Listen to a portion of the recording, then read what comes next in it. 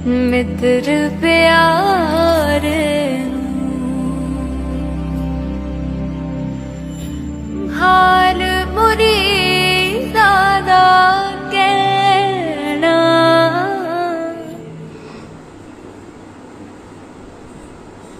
एक ओंकार सतनाम करता पुरख निर्भव निर्वैर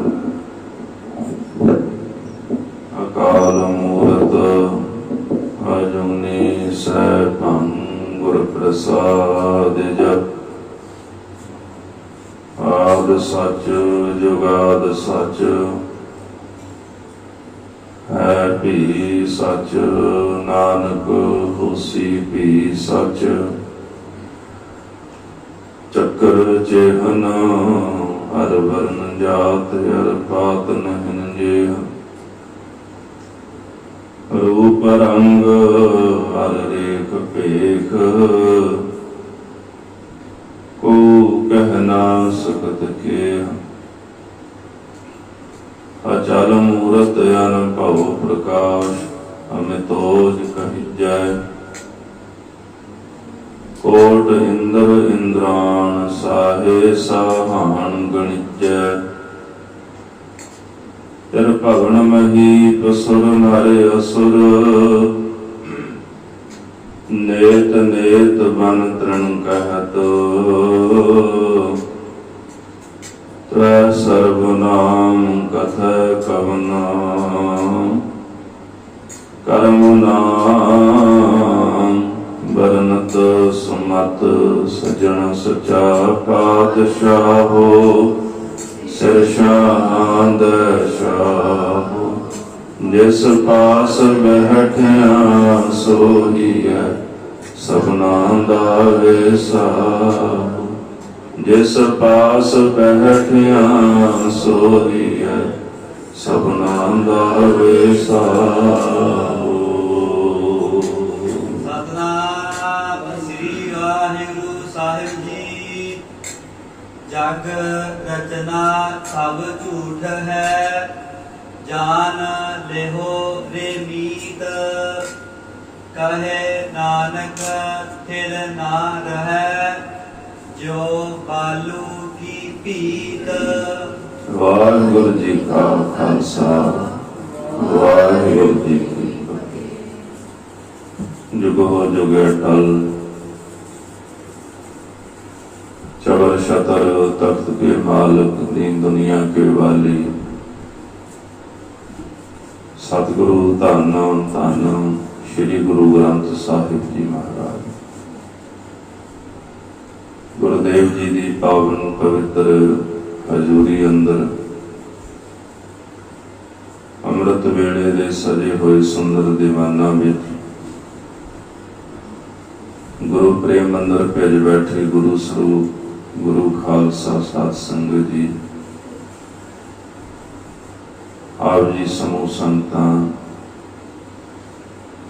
सतगुरां दे पावन दरबार अंदर जुड़ के पावन गुरबाणी दे नितनेम संगति रूप विच आपने सरवण कीते ने।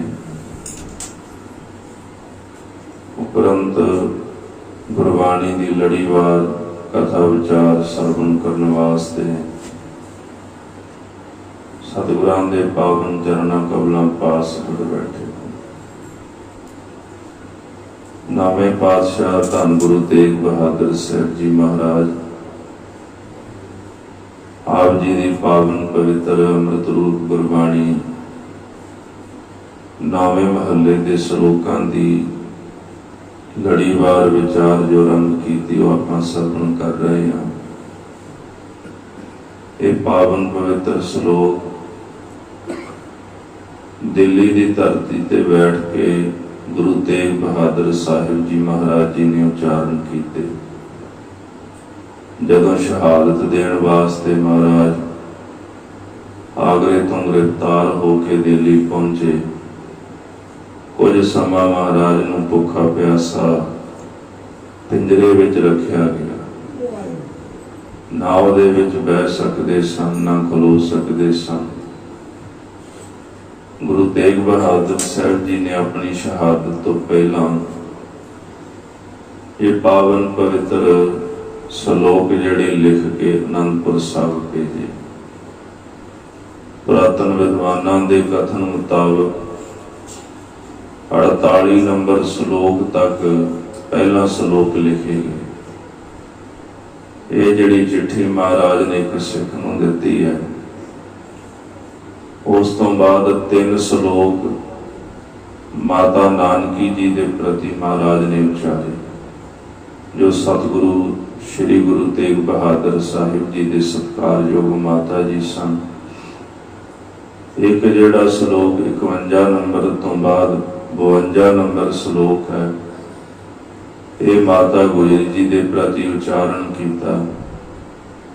53 ਤੇ 54 ਨੰਬਰ ਜਿਹੜਾ ਸ਼ਲੋਕ ਹੈ, ਇੱਕ ਸ਼ਲੋਕ ਮਹਾਰਾਜ ਗੁਰੂ ਤੇਗ ਬਹਾਦਰ ਸਾਹਿਬ ਜੀ ਨੇ 10ਵੇਂ ਪਾਤਸ਼ਾਹ ਜੀ ਦੇ ਪ੍ਰਤੀ ਉਚਾਰਿਆ, ਤੇ 54 ਨੰਬਰ ਸ਼ਲੋਕ ਜਿਹੜਾ ਜਵਾਬ ਦੇ ਰੂਪ ਵਿੱਚ 10ਵੇਂ ਪਾਤਸ਼ਾਹ ਜੀ ਨੇ ਉਚਾਰ ਕੇ ਗੁਰੂ ਤੇਗ ਬਹਾਦਰ ਸਾਹਿਬ ਨੂੰ ਚਿੱਠੀ ਭੇਜੀ ਹੈ।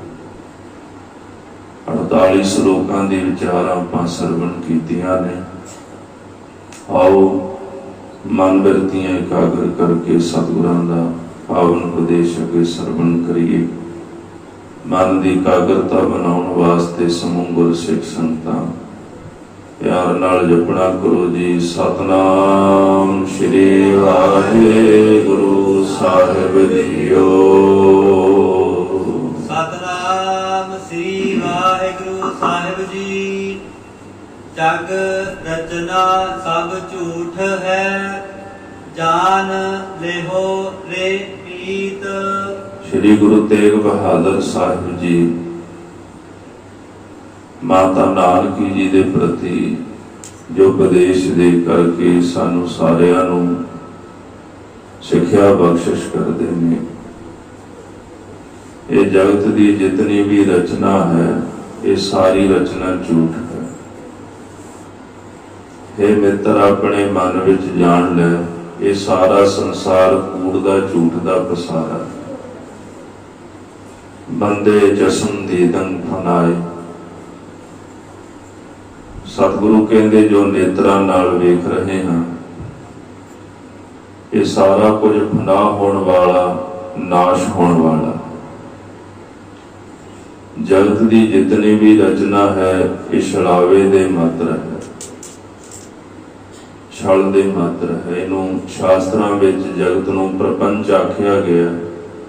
ਪ੍ਰਪੰਚ ਦਾ ਭਾਵ ਹੁੰਦਾ ਜਿਹੜਾ ਫਰੇਬ ਹੋਵੇ, ਛਲ ਹੋਵੇ, ਦਿਖਦਾ ਹੋਵੇ ਪਰ ਅਸਲੀਅਤ ਵਿੱਚ ਨਾ ਹੋਵੇ, ਉਸ ਨੂੰ ਪ੍ਰਪੰਚ ਕਹਿੰਦੇ ਨੇ। ਤੇ ਗੁਰਬਾਣੀ ਨੇ ਇਹ ਸਾਰੇ ਜਗਤ ਸੰਸਾਰ ਨੂੰ ਪ੍ਰਪੰਚ ਕਿਹਾ ਹੈ। ਇਹ ਜਗਤ ਦੀ ਜਿਤਨੀ ਵੀ ਰਚਨਾ ਹੈ, ਇਹ ਨਾਸ਼ਵੰਤ ਹੈ, ਅੱਜ ਹੈ ਕੱਲ ਨੂੰ। ਜਿਤਨੀ ਦੇਰ ਤੱਕ ਸਰੀਰ ਵਿੱਚ ਸਵਾਸ ਨੇ, ਉਤਨੀ ਦੇਰ ਤੱਕ ਤਾਂ ਜਗਤ ਸਾਰਾ ਸੰਸਾਰ ਸਾਥੀ ਭਾਸਦਾ ਹੈ। ਸਰੀਰ ਵਿੱਚੋਂ ਪ੍ਰਾਣਾਂ ਦੀ ਲੋੜ ਟੁੱਟਣ ਦੇ ਨਾਲ ਹੀ ਇਹ ਸਾਰਾ ਜਗਤ ਕੂੜ ਝੂਠ ਦਾ ਪਸਾਰਾ ਬਣ ਜਾਂਦਾ ਹੈ। ਪਾਤਸ਼ਾਹ ਜੀ ਕਹਿੰਦੇ, ਹੈ ਮਿੱਤਰ, ਆਪਣੇ ਮਨ ਵਿੱਚ ਇਸ ਗੱਲ ਨੂੰ ਸੱਚ ਕਰਕੇ ਜਾਣਨਾ ਕਰ। ਕਹਿ ਨਾਨਕ ਥਿਰ ਨਾ ਰਹੈ, ਜੋ ਬਾਲੂ ਕੀ ਭੀਤ। ਗੁਰੂ ਤੇਗ ਬਹਾਦਰ ਸਾਹਿਬ ਜੀ ਕਹਿੰਦੇ, ਜਿਵੇਂ ਰੇਤ ਦੀ ਕੰਧ ਹੁੰਦੀ ਹੈ ਨਾ, ਬਾਲੂ ਨਾਮ ਰੇਤ ਦਾ, ਭੀਤ ਨਾਮ ਕੰਧ ਦਾ। ਜਿਵੇਂ ਰੇਤ ਦੀ ਕੰਧ ਹੁੰਦੀ ਹੈ, ਉਹ ਕਦੇ ਟਿਕਦੀ ਨਹੀਂ। ਪਾਣੀ ਲਾ ਕੇ ਤੁਸੀਂ ਰੇਤ ਦੀ ਕੰਧ ਬਣਾ ਲਓ, ਖੜ ਜਾਏਗੀ, ਪਰ ਜਦੋਂ ਹਵਾ ਨਾਲ ਉਹਦੇ ਵਿੱਚੋਂ ਪਾਣੀ ਸੁੱਕ ਜਾਏ ਤੇ ਗਿਰ ਜਾਵੇਗੀ। ਇਹ ਜਿਤਨਾ ਵੀ ਜਗਤ ਹੈ, ਇਹ ਸਾਰਾ ਜਗਤ ਰੇਤ ਦੀ ਕੰਧ ਦੇ ਵਾਂਗੂ ਹੈ, ਇਹਨੇ ਵੀ ਗਿਰ ਜਾਣਾ ਹੈ। ਵੈਸੇ ਤਾਂ ਜਿਹੜੇ ਸਾਡੇ ਅੰਦਰ ਦੇ ਸਵਾਸ ਨੇ ਨਾ, ਜਿਵੇਂ ਪਾਣੀ ਸੁੱਕਣ ਦੇ ਨਾਲ ਰੇਤ ਦਾ ਇੱਕ ਗਿਣਕਾ ਹੌਲੀ ਹੌਲੀ ਭਰਨਾ ਸ਼ੁਰੂ ਹੋ ਜਾਂਦਾ ਨਾ, ਇਹ ਤਾਂ ਸਰੀਰ ਦੇ ਵਿੱਚ ਜਿਹੜੇ ਸਵਾਸ ਨੇ ਜਿਉਂ-ਜਿਉਂ ਨਿਕਲਦੇ ਜਾਂਦੇ ਨੇ, ਇਸ ਤਰ੍ਹਾਂ ਜਾਣੋ ਕਿ ਕਾਲ ਰੂਪੀ ਪਾਣੀ ਦੇ ਸੁੱਕਣ ਦੇ ਨਾਲ ਇਹ ਸਰੀਰ ਰੂਪੀ ਜਿਹੜਾ ਸਾਡੀ ਕੰਧ ਹੈ ਨਾ, ਇਹਦੇ ਵਿੱਚੋਂ ਹੌਲੀ ਹੌਲੀ ਸਵਾਸ ਦਾ ਇੱਕ ਗਿਣਕਾ ਗਿਰਦਾ ਜਾਂਦਾ ਹੈ। ਬਾਣੀ ਵਿੱਚ ਇੱਕ ਬਚਨ ਆਉਂਦਾ ਹੈ, ਬਾਰੂ ਭੀਤ ਬਣਾਈ ਰਸ ਪਚ ਰਹਿਤ ਨਹੀਂ ਦਿਨ ਚਾਰ। ਜਿਵੇਂ ਬਾਲੂ ਦੀ ਕਿਸੇ ਨੇ ਕੰਧ ਬੜੇ ਪ੍ਰੇਮ ਦੇ ਨਾਲ ਬਣਾਈ, ਰੇਤ ਦੀ ਕੰਧ ਬੜੇ ਪਿਆਰ ਨਾਲ ਬਣਾਈ, ਮਹਾਰਾਜ ਜੀ ਕਹਿੰਦੇ ਵੀ ਉਹ 4 ਦਿਨ ਸਥਿਰ ਨਹੀਂ ਰਹਿੰਦੀ, ਅਖੀਰ ਉਹ ਖਤਮ ਹੋ ਜਾਂਦੀ, ਢਹਿ ਜਾਂਦੀ ਹੈ। ਇਸੇ ਪ੍ਰਕਾਰ ਇਹ ਸੰਸਾਰ, ਇਹ ਸਰੀਰ ਵੀ ਜਿਹੜਾ ਹੈ, ਇਹ ਰੇਤ ਦੀ ਕੰਧ ਦੇ ਵਾਂਗੂ ਜਿਉਂ-ਜਿਉਂ ਸਵਾਸ ਇਹਦੇ ਵਿੱਚੋਂ ਨਿਕਲਦੇ ਜਾਂਦੇ ਨੇ, ਤਿਉਂ-ਤਿਉਂ ਇਹ ਜਿਹੜੀ ਰੇਤ ਦੀ ਕੰਧ ਹੈ ਨਾ, ਇਹ ਕਿਰਦੀ ਜਾਂਦੀ ਹੈ। ਦਿਨ ਤੇ ਪਹਿਰ, ਪਹਿਰ ਤੇ ਕਰਿਆ ਆਵ ਘਟੈ ਤਨ ਸੀਜੈ, ਕਾਲ ਅਹੇਰੀ ਫਿਰੈ ਬਦਕ ਜੋ ਕਹੋ ਕਵਨ ਬਿਦ ਕੀਜੈ। ਦਿਨ ਚੜ੍ਹਦਾ ਹੈ ਜੀ, 8 ਪਹਿਰ ਦਿਨ ਦੇ ਵਿੱਚ ਹੁੰਦੇ ਨੇ, 24 ਮਿੰਟਾਂ ਦੀ ਇੱਕ ਘੜੀ ਹੁੰਦੀ ਹੈ।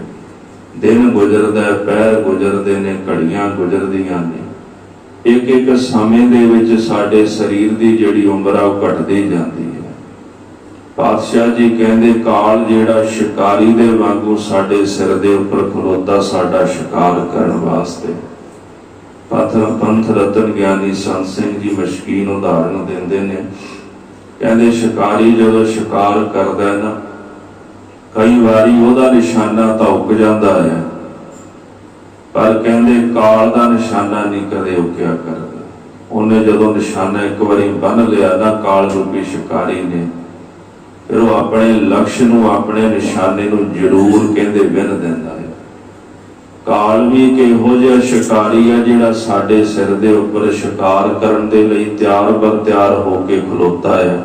ਉਹ ਵੇਖਦਾ ਕਿ ਕਦੋਂ ਸਵਾਸਾਂ ਦੀ ਪੂੰਜੀ ਇਹਦੀ ਖਤਮ ਹੋਵੇ ਤੇ ਇਹਨੂੰ ਮੈਂ ਚੱਟ ਲਵਾਂ।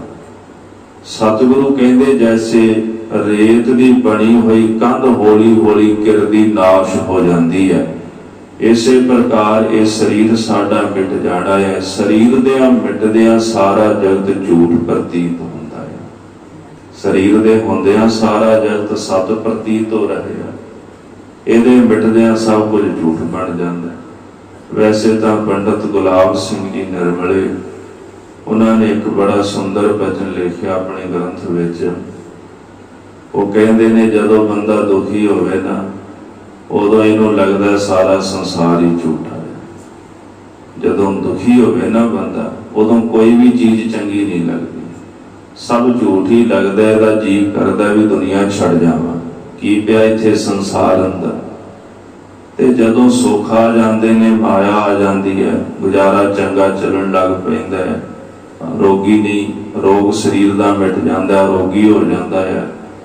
ਜਦੋਂ ਦੁੱਖ ਘਟ ਜਾਂਦੇ ਨੇ, ਫਿਰ ਇਹੀ ਸੰਸਾਰ ਸਤ ਪ੍ਰਤੀਤ ਹੋਣ ਲੱਗ ਪੈਂਦਾ ਹੈ, ਫਿਰ ਇਹੀ ਚੰਗਾ ਲੱਗਣ ਲੱਗ ਪੈਂਦਾ ਹੈ। ਜਦੋਂ ਬਾਬਾ ਬੁੱਢਾ ਸਾਹਿਬ ਜੀ ਨੇ ਆਪਣਾ 5 ਭੂਤਿਕ ਸਰੀਰ ਤਿਆਗਿਆ ਨਾ, ਇਤਿਹਾਸਕਾਰ ਲਿਖਦੇ ਨੇ ਵੀ ਉੱਥੇ ਇੱਕ ਛੋਟਾ ਜਿਹਾ ਕੌਤਕ ਵਰਤਿਆ। ਬਾਬਾ ਜੀ ਦਾ 5 ਭੂਤਿਕ ਸਰੀਰ ਜਦੋਂ ਦਾਹ ਸੰਸਕਾਰ ਵਾਸਤੇ ਲੈ ਕੇ ਜਾ ਰਹੇ ਸਨ, ਸਾਰੀਆਂ ਸੰਗਤਾਂ ਦੇ ਮਨ ਅੰਦਰ ਬੜਾ ਵੈਰਾਗ ਸੀ। ਇੰਨੀ ਲੰਮੇਰੀ ਉਮਰ, ਜਿਨ੍ਹਾਂ ਨੇ ਗੁਰੂ ਨਾਨਕ ਸਾਹਿਬ ਜੀ ਤੋਂ ਲੈ ਕੇ 6ਵੇਂ ਪਾਤਸ਼ਾਹ ਜੀ ਤੱਕ ਗੁਰੂ ਘਰ ਦੀ ਸੇਵਾ ਕੀਤੀ, ਉਹ ਵੀ ਮਹਾਂਪੁਰਸ਼ ਸਰੀਰ ਛੱਡ ਕੇ ਸੱਚਖੰਡ ਜਾ ਵਿਰਾਜੇ। ਇੱਕ ਗੁਰਸਿੱਖ ਪਿਆਰਾ ਸੀ, ਭਗਤੀ ਬੰਦਗੀ ਕਰਨ ਵਾਲਾ, ਦਿਵ ਦ੍ਰਿਸ਼ਟੀ ਵਾਲਾ। ਉਹਨੂੰ ਏਦਾਂ ਜਾਪਿਆ ਵੀ ਜਿਵੇਂ ਸਾਰਿਆਂ ਦੇ ਸੀਸ ਤੇ ਨਾ ਇੱਕ ਛਤਰ ਝੂਲਦਾ ਪਿਆ ਹੈ।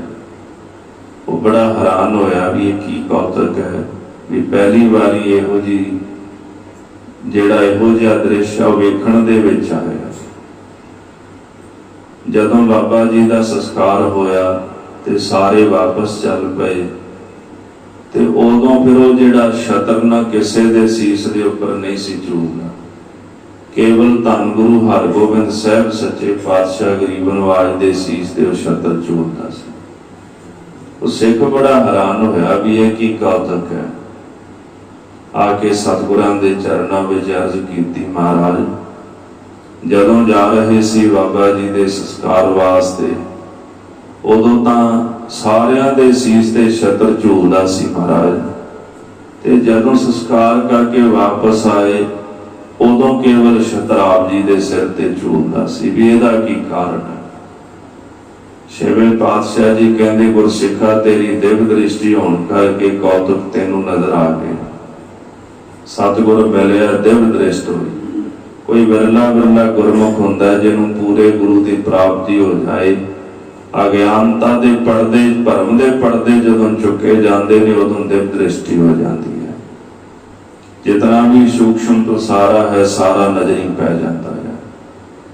ਸਤਿਗੁਰੂ ਕਹਿੰਦੇ ਵੀ ਇਹਦਾ ਕਾਰਨ ਹੈ ਕਿ ਜਦੋਂ ਬਾਬਾ ਜੀ ਦਾ ਸਰੀਰ ਲੈ ਕੇ ਜਾ ਰਹੇ ਸਨ, ਹਰ ਕਿਸੇ ਦੇ ਮਨ ਵਿੱਚ ਇਹੀ ਸੀ ਕਿ ਬਾਬਾ ਬੁੱਢਾ ਸਾਹਿਬ ਜੀ ਸਰੀਰ ਛੱਡ ਕੇ ਚਲੇ ਗਏ ਸੱਚਖੰਡ। ਜਿਨ੍ਹਾਂ ਨੇ 6ਵੇਂ ਪਾਤਸ਼ਾਹ ਤਾਈਂ ਸੇਵਾ ਕੀਤੀ, ਗੁਰੂ ਘਰ ਦੀ ਇੰਨੀ ਲੰਬੇਰੀ ਉਮਰ ਸੀ, ਜਦੋਂ ਉਹ ਚਲੇ ਗਏ ਤੇ ਅਸਾਂ ਤੇ ਕੀ ਚੀਜ਼ ਆ, ਅਸਾਂ ਵੀ ਦੁਨੀਆ ਛੱਡ ਕੇ ਚਲੇ ਜਾਣਾ। ਸਭ ਦੇ ਮਨ ਅੰਦਰ ਵੈਰਾਗ ਸੀਗਾ। ਸਿੱਖ ਕਹਿੰਦਾ ਮਹਾਰਾਜ ਠੀਕ ਹੈ ਇਹ ਚੀਜ਼ ਮੰਨ ਲਈ, ਪਰ ਜਦੋਂ ਵਾਪਸ ਆਏ ਉਦੋਂ ਕੀ ਹੋਇਆ? ਉਦੋਂ ਸ਼ਤਰ ਕਿਸੇ ਦੇ ਸੀਸ ਤੇ ਮੈਨੂੰ ਨਜ਼ਰ ਨਹੀਂ ਆਇਆ ਸਵਾਏ ਆਪ ਜੀ ਤੋਂ।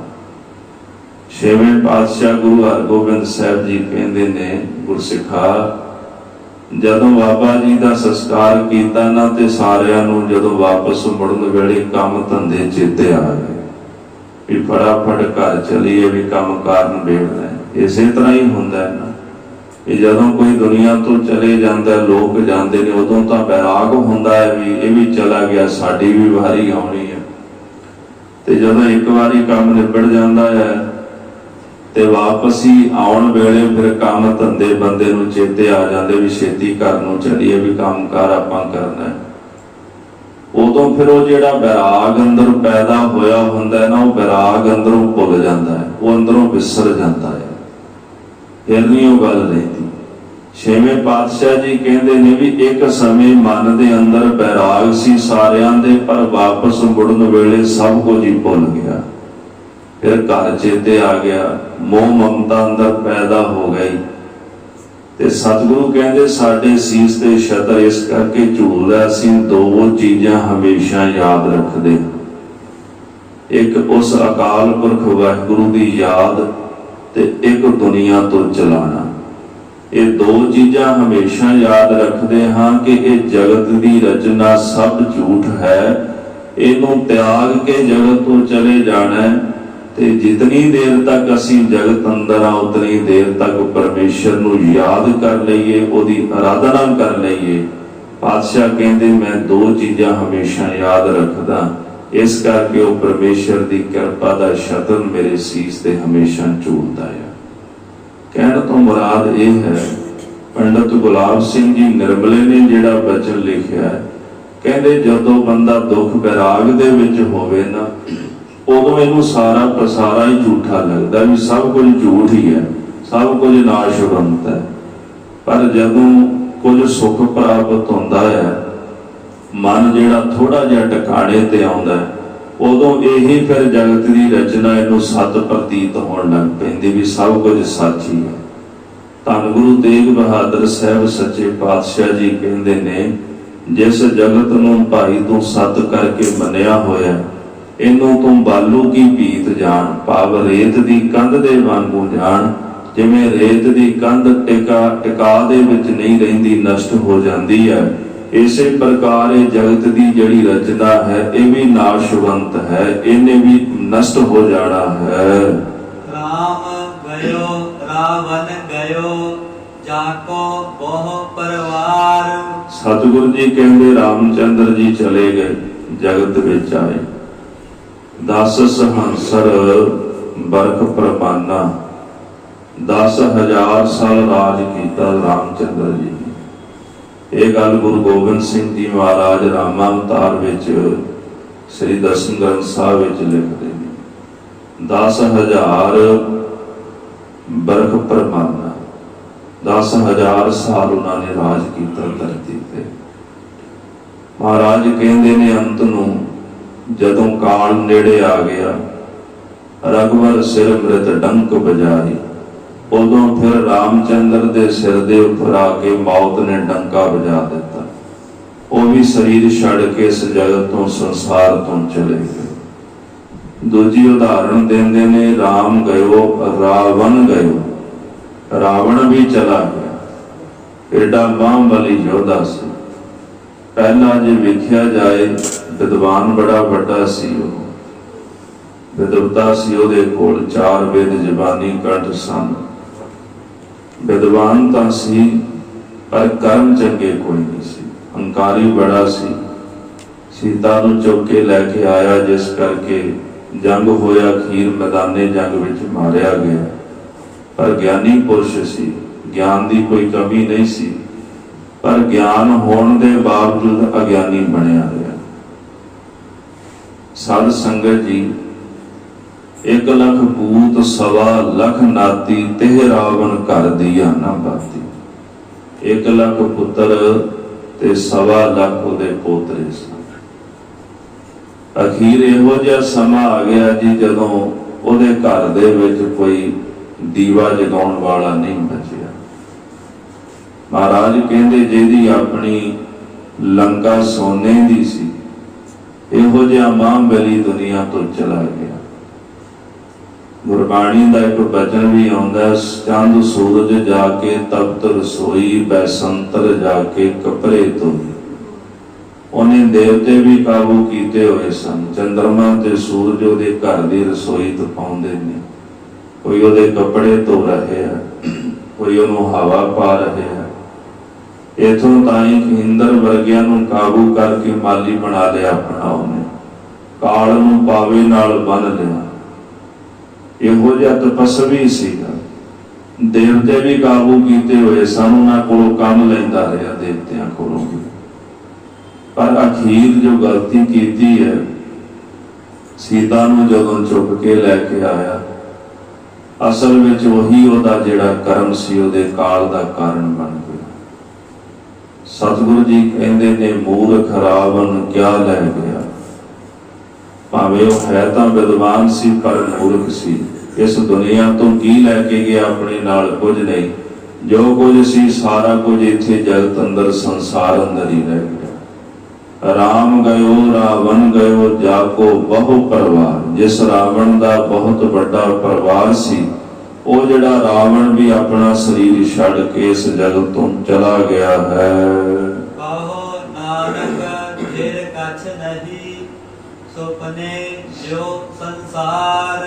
श्री गुरु तेग बहादुर साहब जी कहंदे, अजीब, इस जगत विच कुछ भी थिर नहीं है, सारा कुछ मिट जाना है। सुपने जो संसार, ये संसार सुपने दे वांगू है। जिवें आपां सुपना लैने आ, सब कुछ सत प्रतीत हुंदा है।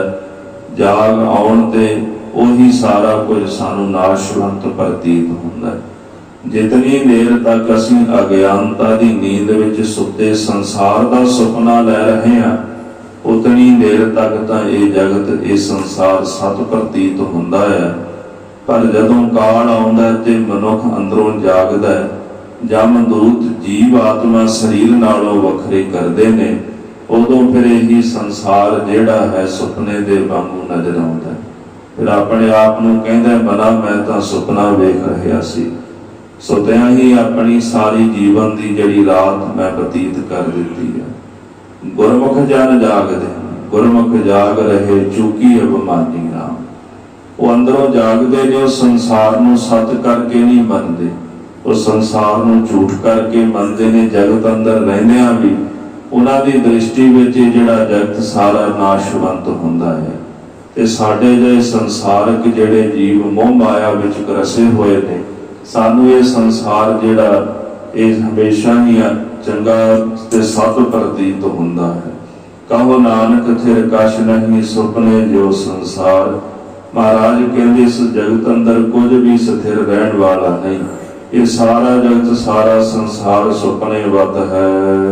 चिंता ताकी कीजिए जो अनहोनी होए। गुरु तेग बहादुर साहब जी माता नानकी जी नूं संबोधन करदे ने, माता जी चिंता तां उस दी करिए जेकर कोई अनहोनी होनी होवे। अनहोनी तां कदे हुंदी नहीं ना। जगत अंदर जो कुछ भी हो रहा है ये होनी है, अनहोनी कदे नहीं होती। मरण की चिंता, रोग की चिंता, दुख की चिंता, ਬੰਦਾ ਤਾਂ ਕਰੇ ਜੀ ਜੇ ਇਹ ਕੰਮ ਪਹਿਲਾਂ ਕਦੇ ਨਾ ਹੋਏ ਹੋਣ ਜਗਤ ਅੰਦਰ। ਜਦੋਂ ਸਾਰਾ ਕੁਝ ਜਗਤ ਅੰਦਰ ਵਰਤ ਰਿਹਾ ਤੇ ਫਿਰ ਚਿੰਤਾ ਕਾਦੀ। ਪੰਡਤ ਗੁਲਾਬ ਸਿੰਘ ਜੀ ਕਹਿੰਦੇ ਨੇ ਵੀ ਇਹ ਜਗਤ ਬੜਾ ਪੁਰਾਤਨ ਹੈ। ਇਸ ਜਗਤ ਦੇ ਅੰਦਰ ਮੈਂ ਇੰਨੇ ਦੁੱਖ ਭੋਗੇ ਨੇ ਨਾ, ਹੁਣ ਮੈਨੂੰ ਦੁੱਖ ਦੀ ਚਿੰਤਾ ਨਹੀਂ। ਹੁਣ ਜਿੰਨੇ ਮਰਜ਼ੀ ਆਈ ਜਾਵਣ, ਆਦੀ ਹੋ ਗਿਆ ਦੁੱਖਾਂ, ਕਿਉਂਕਿ ਮੈਨੂੰ ਸੋਝੀ ਪੈ ਗਈ ਹੈ ਵੀ ਇਹ ਦੁੱਖ ਕਿਹੜਾ ਕੋਈ ਨਵਾਂ ਹੈ ਵੀ ਜਿਹੜਾ ਪਹਿਲੀ ਵਾਰੀ ਮੈਨੂੰ ਮਿਲ ਲੱਗਾ ਤੇ ਮੇਰੇ ਤੋਂ ਪਹਿਲਾਂ ਕਿਸੇ ਨੂੰ ਨਹੀਂ ਮਿਲਿਆ। ਮੈਂ ਤਾਂ ਦੁਖੀ ਹੋਵਾਂ ਨਾ ਜੇ ਮੇਰੇ ਤੋਂ ਪਹਿਲਾਂ ਕੋਈ ਦੁਖੀ ਨਾ ਹੋਇਆ ਹੋਵੇ, ਜਾਂ ਮੈਂ ਪਹਿਲਾਂ ਦੁਖੀ ਨਾ ਹੋਇਆ ਹੋਵਾਂ। ਮੈਂ ਜਿੰਨੇ ਸਰੀਰ ਅੱਜ ਤਾਈਂ ਧਾਰ ਕੇ ਆਇਆ ਜਗਤ ਦੇ ਅੰਦਰ, ਬਸ ਦੁੱਖ ਹੀ ਦੁੱਖ ਲਏ ਨੇ ਸਾਰੇ ਸਰੀਰਾਂ ਦੇ ਵਿੱਚ, ਤੇ ਹੁਣ ਵੀ ਦੁਖੀ ਆ। ਹੁਣ ਮੈਨੂੰ ਕੋਈ ਪਰਵਾਹ ਨਹੀਂ ਰਹੀ, ਜਿੰਨੇ ਮਰਜ਼ੀ ਦੁੱਖ ਆਈ ਜਾਵਣ, ਕੋਈ ਗੱਲ ਨਹੀਂ, ਮੈਨੂੰ ਸਭ ਪਰਵਾਹ। ਕਿਉਂ?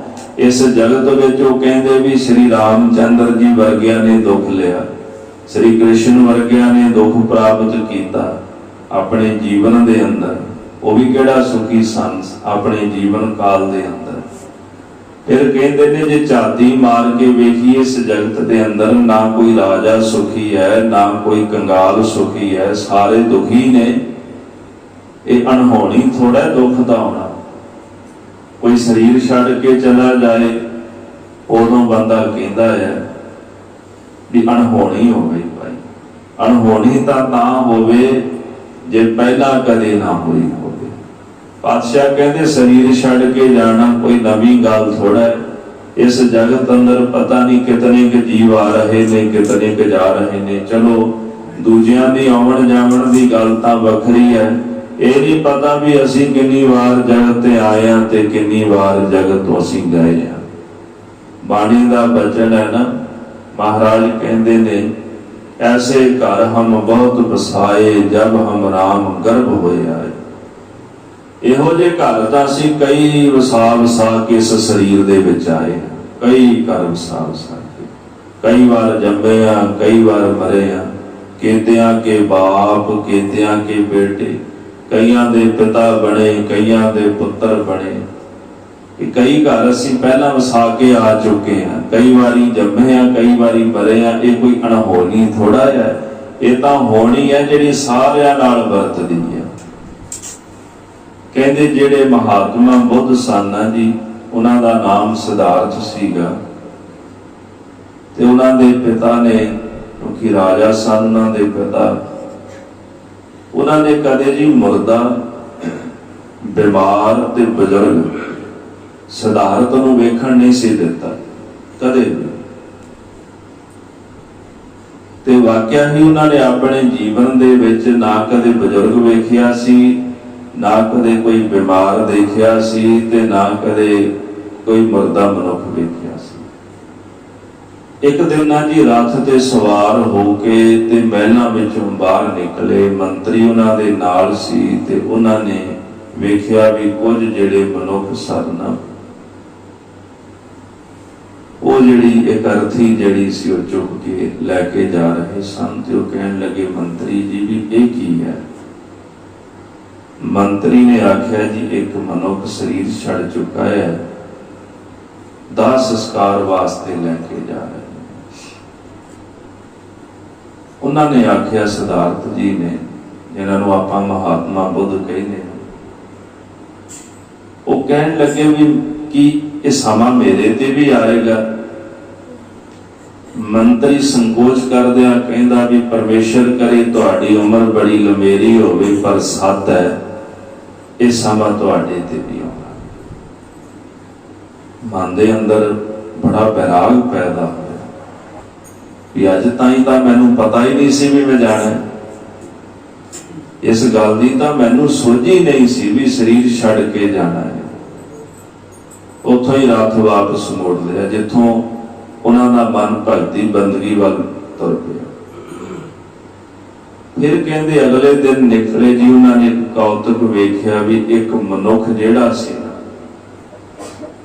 ਉਹ ਧਰਤੀ ਤੇ ਪਿਆ ਲੇਟਦਾ ਹਾਏ ਹਾਏ ਦੀਆਂ ਪੁਕਾਰਾਂ ਕਰ ਰਿਹਾ ਸੀ। ਰੱਥ ਰੋਕ ਕੇ ਕਹਿੰਦੇ ਮੰਤਰੀ ਜੀ ਇਹ ਕੌਣ ਹੈ, ਇਹਨੂੰ ਕੀ ਹੋਇਆ? ਕਹਿੰਦੇ ਜੀ ਇਹ ਰੋਗੀ ਹੈ, ਇਹਦੇ ਸਰੀਰ ਨੂੰ ਰੋਗ ਲੱਗਿਆ ਹੋਇਆ ਤੇ ਰੋਗ ਦੀ ਪੀੜਾ ਕਰਕੇ ਤੜਪ ਰਿਹਾ।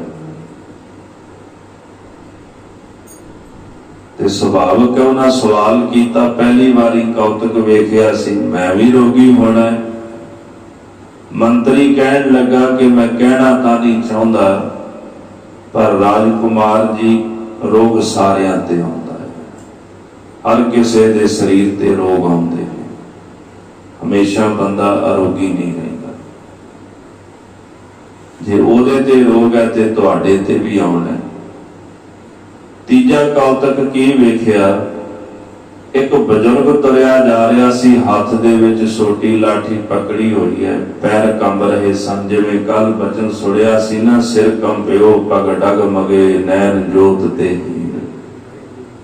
ਪੈਰ ਡਗਮਗਾ ਰਹੇ ਸਨ, ਸਿਰ ਕੰਬ ਰਿਹਾ ਸੀ, ਨੇਤਰਾਂ ਤੋਂ ਜ਼ਿਆਦਾ ਨਜ਼ਰ ਨਹੀਂ ਸੀ ਆ ਰਿਹਾ। ਉਹ ਤੁਰਦਾ ਜਾ ਰਿਹਾ ਤੇ ਸਿਧਾਰਥ ਦੀ ਨਿਗਾਹ ਪੈ ਗਈ, ਮੰਤਰੀ ਜੀ ਇਹ ਕੌਣ ਹੈ? ਮੈਂ ਪਹਿਲੀ ਵਾਰੀ ਦੇਖਿਆ ਅੱਜ ਜ਼ਿੰਦਗੀ ਵਿੱਚ, ਇਹ ਕੌਣ ਹੈ? ਮੰਤਰੀ ਕਹਿਣ ਲੱਗੇ ਜੀ ਇਹ ਬਜ਼ੁਰਗ ਹੈ। ਕਹਿੰਦੇ ਜੀ ਬਜ਼ੁਰਗੀ ਕੀ ਹੁੰਦੀ ਹੈ? ਉਹ ਆਖਣ ਲੱਗੇ ਵੀ ਪਹਿਲਾਂ ਬਚਪਨ ਹੈ, ਫਿਰ ਜਵਾਨੀ ਹੈ, ਫਿਰ ਬੁਢੇਪਾ ਆ ਜਾਂਦਾ ਹੈ। ਕਹਿੰਦੇ ਬੁਢੇਪੇ ਤੋਂ ਬਾਅਦ ਕਹਿੰਦੇ ਜੀ ਫਿਰ ਸਰੀਰ ਖਾਕ ਹੋ ਜਾਂਦਾ ਹੈ, ਮਿੱਟੀ ਦੀ ਢੇਰ ਬਣ ਜਾਂਦਾ ਹੈ। ਸਿਧਾਰਥ ਦੇ ਅੰਦਰ ਇਤਨਾ ਬੈਰਾਗ ਪੈਦਾ ਹੋਇਆ ਜੀ, ਉਹਨਾਂ ਆਪਣਾ ਰਾਜ ਭਾਗ ਸਭ ਕੁਝ ਤਿਆਗ ਦਿੱਤਾ। ਰਾਜ ਭਾਗ ਤਿਆਗ ਕੇ ਭਗਤੀ ਬੰਦਗੀ ਕਰਨ ਵਾਸਤੇ ਜੰਗਲ ਨੂੰ ਚੱਲ ਪਏ। ਇਹੋ ਜਿਹੇ ਜਗਤ ਦੇ ਅੰਦਰ ਮਹਾਤਮਾ ਸਿੱਧ ਪੁਰਸ਼ ਹੋਏ ਨੇ, ਜਿਨ੍ਹਾਂ ਨੇ ਆਪਣੇ ਜੀਵਨ ਦੀ ਸ਼ੁਰੂਆਤ ਹੀ ਇਸੇ ਪੱਖ ਤੋਂ ਕੀਤੀ ਹੈ। ਆਪਣੇ ਜੀਵਨ ਦੇ ਵਿੱਚ ਭਗਤੀ ਬੰਦਗੀ ਦਾ ਰਾਹ ਉਹਨਾਂ ਨੇ ਇਸ ਜਗ੍ਹਾ ਤੋਂ ਪਕੜਿਆ ਹੈ। ਸੋ ਇਸ ਵਾਸਤੇ ਇਹ ਕੋਈ ਅਣਹੋਣੀ ਨਹੀਂ ਜਿਹੜੀ ਪਹਿਲੀ ਵਾਰੀ ਹੋ ਰਹੀ ਹੈ ਕਿਸੇ ਨਾਲ। ਜਗਤ ਦੇ ਅੰਦਰ ਪਾਤਸ਼ਾਹ ਕਹਿੰਦੇ ਜੋ ਵੀ ਹੁੰਦਾ ਹੈ ਉਹ ਹੋਣੀ ਹੀ ਭਾਵੀ ਹੀ ਹੁੰਦੀ ਹੈ। ਚਿੰਤਾ ਤਾਂ ਕੀ ਕੀਜੀਐ ਜੋ ਅਣਹੋਣੀ ਹੋਏ। ਚਿੰਤਾ ਤਾਂ ਉਸ ਦੀ ਕਰੀਏ ਜੇਕਰ ਅਣਹੋਣੀ ਹੁੰਦੀ ਹੋਵੇ।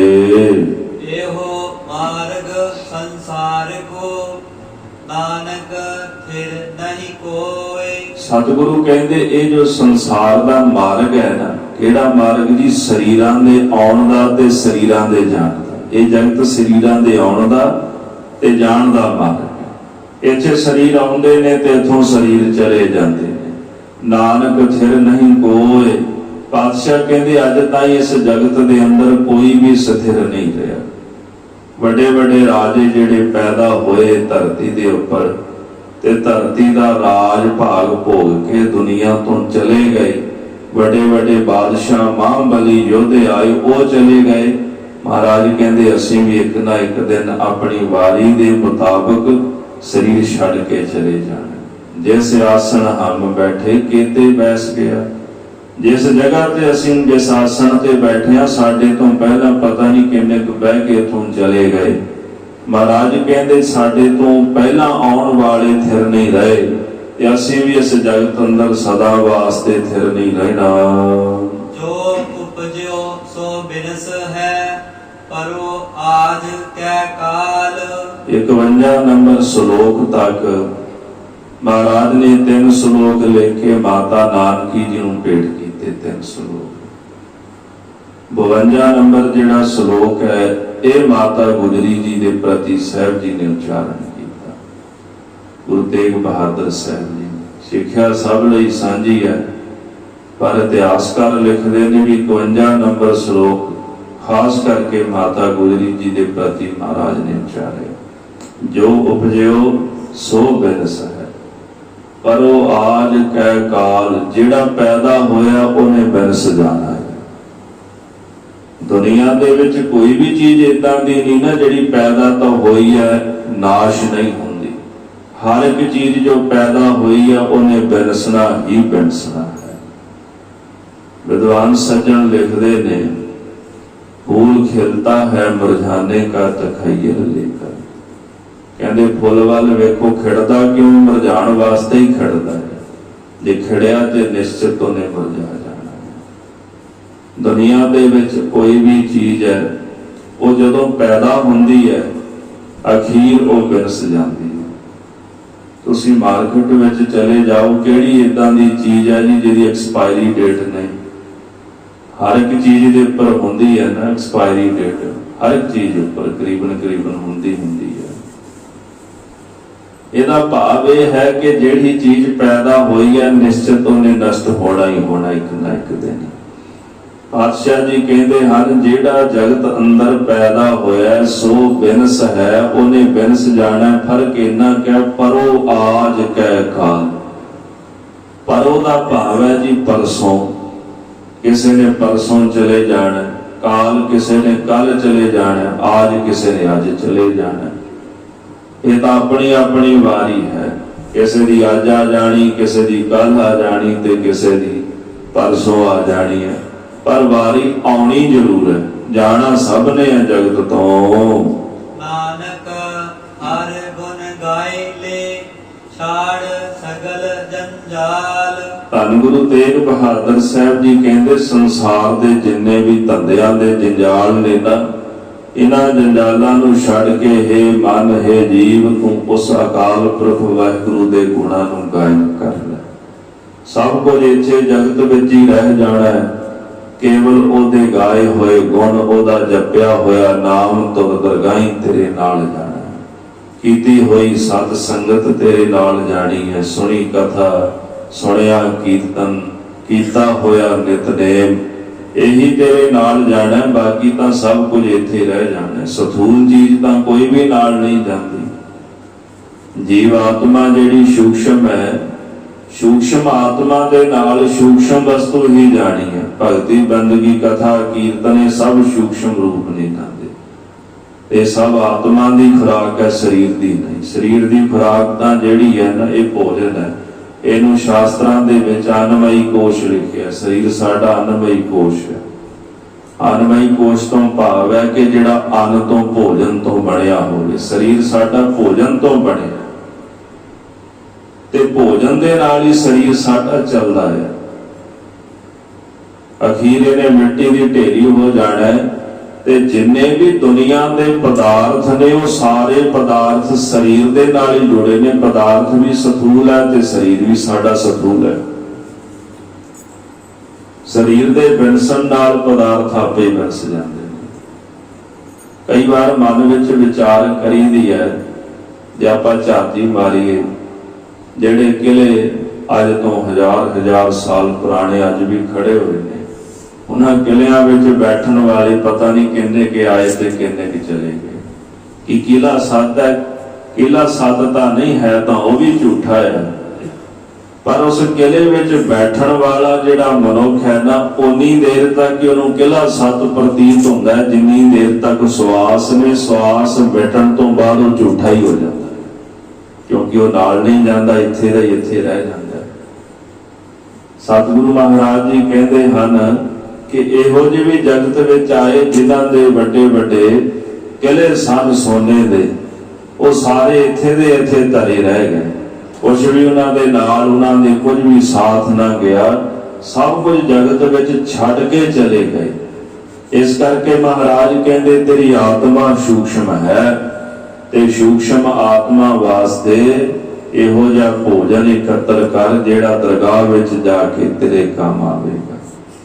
ਸਤਿਗੁਰੂ ਜੀ ਕਹਿੰਦੇ ਨਾਨਕ ਹਰ ਗੁਣ ਗਾਏ ਲੈ ਛਾੜ ਸਗਲ ਜੰਜਾਲ। ਜਿੰਨੇ ਵੀ ਜੰਜਾਲ ਨੇ ਉਹਨਾਂ ਜੰਜਾਲਾਂ ਦਾ ਤਿਆਗ ਕਰਕੇ ਹਰਿ ਅਕਾਲ ਪੁਰਖ ਵਾਹਿਗੁਰੂ ਪਰਮੇਸ਼ਰ ਦੇ ਗੁਣਾਂ ਨੂੰ ਗਾਇਨ ਕਰ।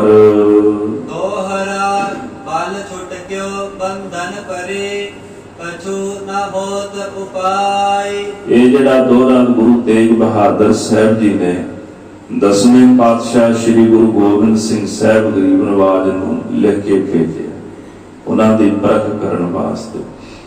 ਮਹਾਰਾਜ ਜੀ ਕਹਿੰਦੇ ਨੇ ਬਲ ਛੁੱਟ ਕੇ ਉਹ ਸਾਡਾ ਬਲ ਛੁੱਟ ਗਿਆ ਹੈ, ਸਾਡੀ ਤਾਕਤ ਜਿਹੜੀ ਹੈ ਉਹ ਛੁੱਟ ਗਈ ਹੈ। ਬੰਧਨ ਪਰੇ, ਬੰਧਨ ਪੈ ਗਏ ਨੇ। ਕੈਦਖਾਨੇ 'ਚ ਬੈਠੇ ਸਨ, ਪਿੰਜਰੇ 'ਚ ਬੈਠੇ ਸਨ ਗੁਰੂ ਤੇਗ ਬਹਾਦਰ ਸਾਹਿਬ ਜੀ। ਕਛੂ ਨਾ ਹੋਤ ਉਪਾਏ, ਹੁਣ ਕਿਸੇ ਤਰ੍ਹਾਂ ਦਾ ਛੁੱਟਣ ਦਾ ਕੋਈ ਉਪਾਅ ਨਹੀਂ ਹੋ ਸਕਦਾ। ਕਹੋ ਨਾਨਕ ਅਬ ਓਟ ਹਰ ਗਜ ਜੋ ਹੋ ਸਹਾਈ।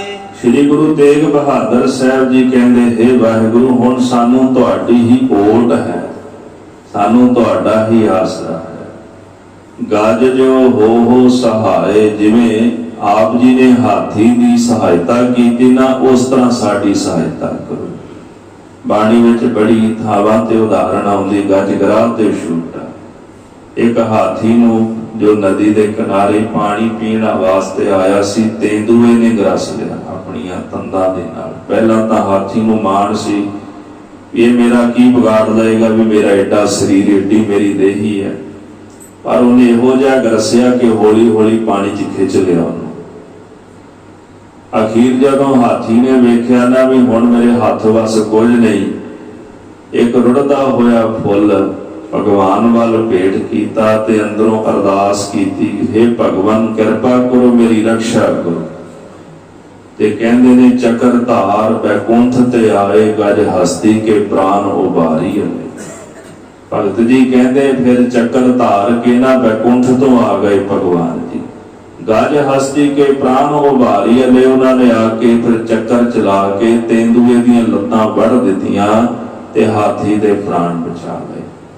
ਗੁਰੂ ਤੇਗ ਬਹਾਦਰ ਸਾਹਿਬ ਜੀ ਕਹਿੰਦੇ, ਜਿਵੇਂ ਹਾਥੀ ਦੀ ਆ ਕੇ ਤੁਸੀਂ ਸਹਾਇਤਾ ਕੀਤੀ, ਉਹਦੇ ਬੰਧਨ ਨਸ਼ਟ ਕਰ ਦਿੱਤੇ, ਹੇ ਵਾਹਿਗੁਰੂ ਸਾਡੇ ਤੇ ਵੀ ਕਿਰਪਾ ਕਰੋ, ਹਾਥੀ ਦੇ ਵਾਂਗੂ ਆਪ ਸਾਡੀ ਸਹਾਇਤਾ ਕਰਨਾ ਕਰੋ। ਬਲ ਹੋਆ ਬੰਧਨ ਛੁਟੇ, ਸਭ ਕਿਛ ਹੋਤ ਉਪਾਈ। ਧੰਨ ਗੁਰੂ ਗੋਬਿੰਦ ਸਿੰਘ ਸਾਹਿਬ ਜੀ ਮਹਾਰਾਜ ਨੂੰ ਇਹ ਚਿੱਠੀ ਪਹੁੰਚੀ ਹੈ ਜੀ ਅਨੰਦਪੁਰ ਸਾਹਿਬ। ਪਹਿਲਾਂ 48 ਸ਼ਲੋਕਾਂ ਦੀ ਚਿੱਠੀ ਗਈ, ਦੂਜੀ ਚਿੱਠੀ ਜਿਹੜੀ ਹੈ ਜੀ 49 ਨੰਬਰ ਸ਼ਲੋਕ ਤੋਂ ਲੈ ਕੇ 53 ਨੰਬਰ ਸ਼ਲੋਕ ਤੱਕ ਚਿੱਠੀ ਪਹੁੰਚੀ। ਸਤਿਗੁਰੂ ਜੀ ਚਿੱਠੀ ਲੈ ਕੇ ਮਾਤਾ ਨਾਨਕੀ ਜੀ ਕੋਲ ਗਏ। 9ਵੇਂ ਪਾਤਸ਼ਾਹ ਗੁਰੂ ਤੇਗ ਬਹਾਦਰ ਸਾਹਿਬ ਜੀ ਦੀ ਚਿੱਠੀ ਆਈ ਹੈ। ਸਤਿਗੁਰਾਂ ਨੇ ਹੁਕਮ ਕੀਤਾ, ਹਜ਼ੂਰੀਏ ਸਿੱਖ ਨੂੰ ਵੀ ਚਿੱਠੀ ਪੜ੍ਹ ਕੇ ਸੁਣਾਓ।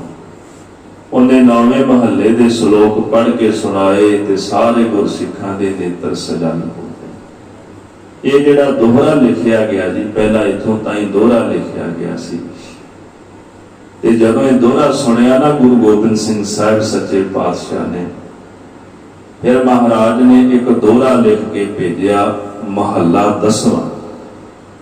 ਭਾਵੇਂ ਇਹਨਾਂ ਸਰੂਪਾਂ ਦੇ ਵਿੱਚ ਇਹ ਮਹੱਲਾ 10ਵਾਂ ਨਹੀਂ, ਇਹ ਤਾਂ ਹੁਣ ਪਤਾ ਨਹੀਂ ਵੀ ਜਦੋਂ ਇਹ ਸਰੂਪ ਛਾਪੇ ਗਏ, ਜਦੋਂ ਉਤਾਰਾ ਕੀਤਾ ਗਿਆ, ਵੀ ਜਾਣ ਬੁੱਝ ਕੇ ਕੀਤਾ ਗਿਆ, ਵੀ ਮਹੱਲਾ 10ਵਾਂ ਨਹੀਂ ਲਿਖਿਆ ਗਿਆ, ਜਾਂ ਕਿਤੇ ਛਪਾਈ ਵਿੱਚ ਰਹਿ ਗਿਆ ਹੋਵੇ, ਪਰ ਇੱਥੇ ਮਹੱਲਾ 10ਵਾਂ ਸੀ। ਇੱਕ ਬੀੜ ਭਾਈ ਮਨੀ ਸਿੰਘ ਜੀ ਵਾਲੀ ਹੈ ਜੀ, 8 ਕੋਨਿਆਂ ਵਾਲੀ ਬੀੜ। ਹੁਣ ਤਾਂ ਲੱਭੀ ਨਹੀਂ ਨਾ ਬੀੜ, ਇਹ ਲਾਹੌਰ ਵਿੱਚ ਪਈ ਸੀ ਵੰਡ ਤੋਂ ਪਹਿਲਾਂ। ਜਦੋਂ ਦੇਸ਼ ਦੀ ਵੰਡ ਹੋਈ ਤੇ ਇਹ ਬੀੜ ਪੰਜਾਬ ਲਿਆਂਦੀ ਗਈ, ਮੁੜ ਕੇ ਲੱਭੀ ਨਹੀਂ, ਕਿਉਂਕਿ ਕਈਆਂ ਨੇ ਮਹਾਰਾਜ ਦੇ ਸਰੂਪ ਵੇਚ ਦਿੱਤੇ, ਜਿਹੜੇ ਪ੍ਰਾਤਨ ਸਰੂਪ ਸੀ ਨਾ, ਹੱਥ ਲਿਖੇ ਪੁਰਾਣੇ ਤੋਂ ਪੁਰਾਣੇ ਸਰੂਪ ਜਿਹੜੇ ਮਾਇਆ ਦੀ ਖਾਤਰ ਵੇਚ ਦਿੱਤੇ, ਉਹ ਲੱਭੇ ਨਹੀਂ ਅੱਜ ਤਾਈਂ ਸਰੂਪ। ਜਾਂ ਤਾਂ ਪਤਾ ਨਹੀਂ ਕਿਸੇ ਸਿੰਘ ਦੇ ਕੋਲ ਹੋਣ ਕੇ ਉਹਨਾਂ ਨੇ ਰੱਖੇ ਹੋਏ ਨੇ, ਪਰ ਪਤਾ ਨਹੀਂ ਵੀ ਇਹ ਬੀੜ ਕਿੱਥੇ ਗਈ। ਉਸ ਬੀੜ ਦੇ ਅੰਦਰ ਮਹੱਲਾ 10ਵਾਂ ਲਿਖਿਆ ਗਿਆ। ਜਿਹੜੀ ਭਾਈ ਬੰਨੋ ਜੀ ਵਾਲੀ ਬੀੜ ਹੈ, ਮਹਾਂਪੁਰਸ਼ ਸੰਤ ਗਿਆਨੀ ਗੁਰਬਚਨ ਸਿੰਘ ਜੀ ਕਹਿੰਦੇ ਵੀ ਉਹਦੇ ਵਿੱਚ ਵੀ ਮਹੱਲਾ 10ਵਾਂ ਲਿਖਿਆ ਗਿਆ। ਇੱਕ ਬਹਾਰਨਪੁਰ ਵਾਲੀ ਪ੍ਰਾਤਨ ਬੀੜ ਹੈ, ਉਹਦੇ ਵਿੱਚ ਵੀ ਮਹੱਲਾ 10ਵਾਂ ਲਿਖਿਆ ਗਿਆ। ਇੱਕ ਸਰੂਪ ਜਿਹੜਾ ਇੱਥੇ ਆਪਣੇ ਨੇੜੇ ਜੀ ਅਮਲੋਹ ਦੇ ਲਾਗੇ ਪਿਆ ਹੋਇਆ ਜੀ, ਪ੍ਰਾਤਨ ਸਰੂਪ ਹੈ ਜੀ, ਉਸ ਸਰੂਪ ਦੇ ਵਿੱਚ ਵੀ ਮਹੱਲਾ 10ਵਾਂ ਲਿਖਿਆ ਗਿਆ। ਬਾਬਾ ਦੀਪ ਸਿੰਘ ਜੀ ਵਾਲੀ ਇੱਕ ਬੀੜ ਹੈ ਜੀ, ਜਿਹੜੀ ਅੱਜ ਵੀ ਸ੍ਰੀ ਪਟਨਾ ਸਾਹਿਬ ਦੀ ਧਰਤੀ ਤੇ ਪਈ ਹੋਈ ਪ੍ਰਾਤਨ ਬੀੜ ਹੈ, ਉਹਦੇ ਵਿੱਚ ਵੀ ਮਹੱਲਾ 10ਵਾਂ ਲਿਖਿਆ ਹੈ। ਇਸ ਤੋਂ ਇਲਾਵਾ ਬਹੁਤ ਸਾਰੀਆਂ ਜਿਹੜੀਆਂ ਪੁਰਾਤਨ ਬੀੜਾਂ ਨੇ, ਉਹਨਾਂ ਵਿੱਚ ਮਹੱਲਾ 10ਵਾਂ ਲਿਖਿਆ ਗਿਆ। ਕਈ ਕਿੰਤੂ ਪ੍ਰੰਤੂ ਇਸ ਗੱਲ ਤੇ ਕਰਦੇ ਨੇ ਵੀ ਮਹਾਰਾਜ ਨੇ ਸਾਰੀ ਬਾਣੀ ਵਿੱਚ ਇੱਕੋ ਹੀ ਸ਼ਲੋਕ ਉਚਾਰਿਆ ਸੀ। ਏਦਾਂ ਤਾਂ ਫਿਰ ਭਗਤ ਰਾਮਾਨੰਦ ਜੀ, ਪਰਮਾਨੰਦ ਜੀ ਦਾ ਤਾਂ ਇੱਕ ਇੱਕ ਸ਼ਬਦ ਆਉਂਦਾ ਹੈ ਬਾਣੀ ਵਿੱਚ, ਕੱਲ ਨੂੰ ਅਸੀਂ ਇਹ ਵੀ ਕਹਿ ਦਿਆਂ ਕਿ ਉਹਨਾਂ ਦਾ ਇੱਕ ਸ਼ਬਦ ਕਿਉਂ ਹੈ। ਗੁਰੂ ਤੇਗ ਬਹਾਦਰ ਸਾਹਿਬ ਜੀ ਨੇ ਵਿਸ਼ੇਸ਼ ਤੌਰ ਤੇ ਸੁਨੇਹਾ ਭੇਜਿਆ ਸੀ, ਜਿਹੜਾ ਸਿੱਖ ਚਿੱਠੀ ਲੈ ਕੇ ਆਇਆ ਵੀ ਜਵਾਬ ਲੈ ਕੇ ਆਇਓ। ਫਿਰ 10ਵੇਂ ਪਾਤਸ਼ਾਹ ਜੀ ਨੇ ਉਹ ਮਹੱਲਾ 10ਵਾਂ ਲਿਖ ਕੇ ਤੇ ਇਹ ਸ਼ਲੋਕ ਉਚਾਰਨ ਕਰਕੇ ਮਹਾਰਾਜ ਨੇ ਗੁਰੂ ਤੇਗ ਬਹਾਦਰ ਸਾਹਿਬ ਸੱਚੇ ਪਾਤਸ਼ਾਹ ਜੀ ਨੂੰ ਅੱਗੇ ਜਵਾਬ ਲਿਖ ਕੇ ਦਿੱਤਾ। ਇਸ ਵਾਸਤੇ ਇਹ ਸ਼ਲੋਕ 10ਵੇਂ ਪਾਤਸ਼ਾਹ ਦਾ ਹੈ, ਕਿਉਂਕਿ ਇਸ ਚੀਜ਼ ਦੇ ਪ੍ਰੂਫ ਪਏ ਹੋਏ ਨੇ। ਮਹਾਂਪੁਰਸ਼ ਸੰਤ ਗਿਆਨੀ ਗੁਰਬਚਨ ਸਿੰਘ ਜੀ ਉਹਨਾਂ ਨੇ ਆਪਣੇ ਜੀਵਨ ਕਾਲ ਵਿੱਚ ਜੀ ਕਈ ਵਾਰੀ ਗੁਰੂ ਗ੍ਰੰਥ ਸਾਹਿਬ ਜੀ ਦੀ ਕਥਾ ਕੀਤੀ। ਜਿਹੜੀ ਉਹਨਾਂ ਦੀ 27 ਨੰਬਰ ਕਥਾ ਸੀ ਰਿਕਾਰਡਿੰਗ ਹੈ, ਉਸ ਕਥਾ ਦੇ ਅੰਦਰ ਮਹਾਂਪੁਰਸ਼ਾਂ ਨੇ ਗੱਲ ਕਹੀ ਹੈ ਕਿ ਬਹਾਰਨਪੁਰ ਤੋਂ ਇਲਾਵਾ ਹੋਰ ਕਈ ਇਹੋ ਜਿਹੇ ਸਰੂਪਾਂ ਦੇ ਉਹਨਾਂ ਨੇ ਦਰਸ਼ਨ ਕੀਤੇ ਨੇ, ਜਿਨ੍ਹਾਂ ਵਿੱਚ ਬਕਾਇਦਾ ਮਹੱਲਾ 10ਵਾਂ ਲਿਖਿਆ ਗਿਆ ਹੈ ਇਸ ਸ਼ਲੋਕ ਦੇ ਉੱਤੇ। ਸੋ ਆਪਾਂ ਇਹ ਪਾਵਨ ਸ਼ਲੋਕ ਜਿਹੜਾ 10ਵੇਂ ਪਾਤਸ਼ਾਹ ਜੀ ਨੇ ਦੁਬਾਰਾ ਚਿੱਠੀ ਲਿਖ ਕੇ ਆਨੰਦਪੁਰ ਸਾਹਿਬ ਤੋਂ ਦਿੱਲੀ ਭੇਜਿਆ ਜੀ। ਬਲ ਹੋਆ ਬੰਧਨ ਛੁਟੇ ਸਭ ਕਿਛ ਹੋਤ ਉਪਾਏ, ਨਾਨਕ ਸਭ ਕਿਛ ਤੁਮਰੇ ਹਾਥ ਮੈਂ ਤੁਮ ਹੀ ਹੋਤ ਸਹਾਈ। ਕੱਲ ਦੇ ਦੀਵਾਨ ਵਿੱਚ ਇਸ ਪਾਵਨ ਸ਼ਲੋਕ ਦੀ ਵਿਚਾਰ ਆਪਾਂ ਪ੍ਰੇਮ ਨਾਲ ਸਰਵਣ ਕਰਾਂਗੇ ਜੀ। ਸਮੇਂ ਦੇ ਲਿਹਾਜ਼ ਨਾਲ ਸਮਾਪਤੀ ਹੈ। ਵਿਚਾਰਾਂ ਕਰਦਿਆਂ ਬੇਅੰਤ ਪ੍ਰਕਾਰ ਦੀਆਂ ਭੁੱਲਾਂ ਗਲਤੀਆਂ ਹੋ ਗਈਆਂ ਹੋਣਗੀਆਂ। ਅਣਜਾਣ ਜਿਹੇ ਸੇਵਕ ਜਾਣ ਕਰਕੇ ਖਿਮਾ ਕਰਨੀ ਜੀ। ਆਓ ਸਤਿਕਾਰਯੋਗ ਰਾਗੀ ਸਿੰਘਾਂ ਪਾਸੋਂ ਸਤਿਗੁਰੂ ਸੱਚੇ ਪਾਤਸ਼ਾਹ ਮਹਾਰਾਜ ਜੀ ਦੀ ਪਾਵਨ ਗੁਰਬਾਣੀ ਦੇ ਕੀਰਤਨ ਸਰਵਣ ਕਰਕੇ ਲਾਹੇ ਦੀ ਪ੍ਰਾਪਤੀ ਕਰੋ। ਦੋਹਰਾ ਬਲ ਛੁਟਕਿਓ ਬੰਧਨ ਪਰੇ, ਕਛੂ ਨ ਹੋਤ ਉਪਾਇ। ਕਹੋ ਨਾਨਕ ਅਬ ਓਟ ਹਰ, ਗਜ ਜੋ ਹੋ ਸਹਾਈ। ਵਾਹਿਗੁਰੂ ਜੀ ਕਾ ਖਾਲਸਾ, ਵਾਹਿਗੁਰੂ ਜੀ